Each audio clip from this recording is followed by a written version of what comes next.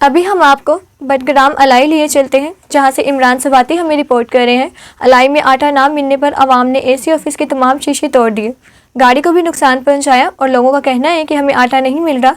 इंतज़ामिया अपने दोस्तों और अजीज़ों को दे रही है। लोगों को रोज़े की हालत में दूर दराज के इलाकों से आना पड़ता है। हम आपको अपडेट करते जाएँ कि फ्री आटा ना मिलने पर असिस्टेंट कमिश्नर अलाई के दफ्तर पर मुश्तिल आवाम का धावा।